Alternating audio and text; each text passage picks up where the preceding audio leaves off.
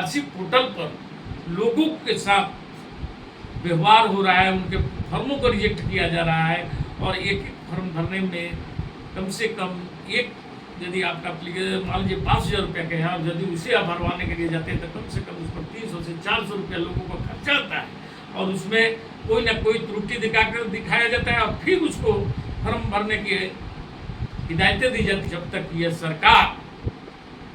जगेगी नहीं और जनता के प्रति जवाबदेह नहीं बनेगी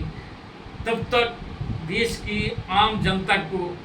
कोई भी राहत मिलने नहीं जा रहा है। सिर्फ सरकार आपकी बड़ी बड़ी बातें, जैसे कि अभी कल कहीं आप देखे होंगे कि भाजपा के नेताओं का जो भाषण आया है और उसमें यह दिखाया जा रहा है कि अब आप 2047 में विकसित होंगे और धन 3 ट्रिलियन 4 ट्रिलियन और 5 ट्रिलियन की जो बातें करके गुमराह किया जाता है, लेकिन जब मौजूदा स्थिति की बात किया जाता है वहाँ पर सरकार चुप्पी साध लेती है और कुछ अपने पूंजीपति मित्रों का जो कमीनी है उसको ही जीडीपी में दिखा करके और देश की जीडीपी बतला दिया जाता है। यदि भाजपा अपने 11 साल के 11 महीने की उपलब्धियों में मना रही है तो फिर इस देश का मालिक भगवान ही हो सकते हैं, क्योंकि भाजपा को सिर्फ हर बात में सिर्फ चुनाव और चुनाव प्रचार प्रधानमंत्री को नजर आता है और इन प्रक्रिया चाहे जिस भी ढंग से पूरे नियम कानून को ताक पर रख करके चाहे जैसे भी हो वह चुनाव जीतना चाहते हैं। लेकिन वहीं पर यदि कोई पीड़ित परिवार है या जिनके साथ कोई अमानवीय घटना होती है या देश में धोखाधड़ी या जलसाजी कर करके लोग पैसा ले लेते हैं, उस पर सरकार मौन हो जाती है। और 11 साल में आप देख रहे होंगे कि मोदी सरकार जिस जगह भाजपा के जहाँ जहाँ पर सरकार है, मध्य प्रदेश में या राजस्थान हो या छत्तीसगढ़ हो, और इन तमाम जगहों से जो 10 करोड़ से अधिक लोग जो सहारा से पीड़ित है उन पर यदि एक बार भी केंद्र से लेकर के राज्य सरकार तक किसी प्रकार की आवाज उठाई हो, और आवाज भी तब उठाया जाता है जब उसमें लाया भी जाता है कोर्ट के मार्फत से, और उसमें उसका भी सही ढंग से बंटवारा नहीं करना, पैसा नहीं देना, जो जनता की पैसा है उनका मूलधन भी वापस करने में सरकार जो नए नए नियम और कानून लगा रही है और जो वह मांग कर उसमें बतलाया जा रहा है, जो नई नई खामियां जो आ रही है, डिफिशियंसी जो आ रही है, उस पर जो चर्चा किया जा रहा है उसमें बतलाया जा रहा है कि सीआरसी पोर्टल पर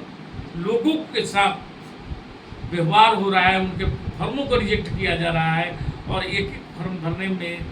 कम से कम एक, यदि आपका एप्लीकेशन मान लीजिए 5,000 रुपये का है और यदि उसे आप भरवाने के लिए जाते हैं तो कम से कम उस पर 300 से 400 रुपया लोगों को खर्चा आता है और उसमें कोई ना कोई त्रुटि दिखाकर दिखाया जाता है और फिर उसको फॉर्म भरने की हिदायतें दी जाती। इस पर भी बार बार हमने अपना कुछ न्यूज चैनल्स के माध्यम से भी आवाज़ें उठाई, लेकिन सरकार कोई बात सुनने के लिए तैयार नहीं है। और यदि जब तक यह सरकार जगेगी नहीं और जनता के प्रति जवाबदेह नहीं बनेगी तब तक देश की आम जनता को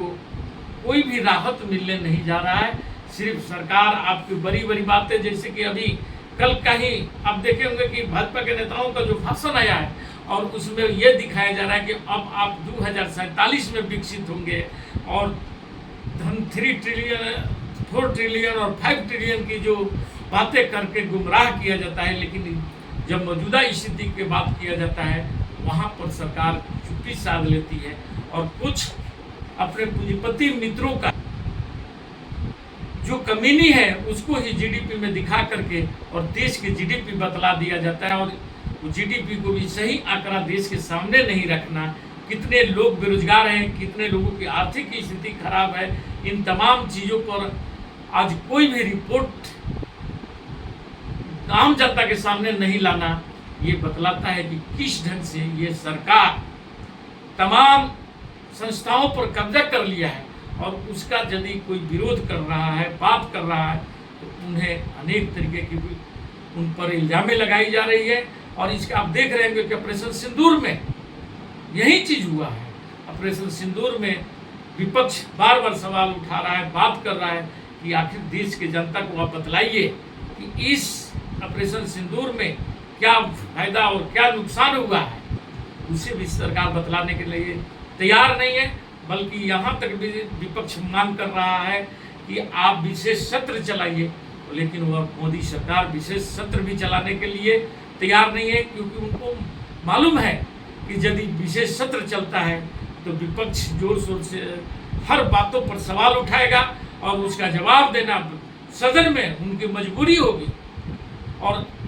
इसी बातों को छिपाने के लिए ये लोग सामने नहीं आ रहे हैं, और बहाने बना करके और लोगों के सामने अलग तस्वीर प्रस्तुत करना, चाहे वो तिरंगे यात्रा हो या सिंदूर बांटने का जो इनकी कार्यक्रम थी, इन तमाम तरीके की अपनी वही पुरानी नीति वाली कि कोई भी सच को छिपाने के लिए इतना ना जोर जोर से झूठ बोलना शुरू कर दो कि सच स्वतः ही अपने आप दब जाएगी उस झूठ के आगे। और वही कार्य आज भी किया जा रहा है, और इस पर यदि देश की जनता अभी भी जागरूक नहीं होती है तो वह दिन दूर नहीं, जो आज अमेरिका भी एक बहुत बड़ा लोकतंत्र है, लेकिन वहाँ की ही जनता जो लोगों को, जो एनआरआई को निकाला जा रहा है, सरकार जो वहाँ की ट्रंप सरकार अमानवीय व्यवहार कर रही है, उसका जिस ढंग से खिलाफ लोग कर रहे हैं, और वहाँ पर जो आंदोलन चलाया जा रहा है, जिसका दृश्य देख करके आप भी बहुत शक हो जाएंगे कि इतनी बड़ी लोकतंत्र के और देश विश्व का सबसे बड़ी लोकतंत्र, सबसे पुरानी लोकतंत्र की हालत वह है, तो भारत की क्या हो सकता है। लेकिन यहाँ पर और वहाँ की स्थितियाँ दोनों डिफरेंट है, क्योंकि यहाँ पर आज पत्रकार से लेकर के और यहाँ तक कि कोर्ट भी कहीं ना कहीं उसमें सम्मिलित हो जाती है, या कोर्ट को भी कहीं ना कहीं गुमराह कर दिया जाता है, जिसका उदाहरण आप देख रहे होंगे कि किसी को राज्यसभा का सदस्य बना दिया जाता है तो कोई सीजीआई को लॉ डिपार्टमेंट का प्रमुख बनाने का वायदा शुरू कर दिया जाता है, जो क्योंकि वह भी दोनों ही जो सीजीआई जिस ढंग से सरकार के प्रति अपना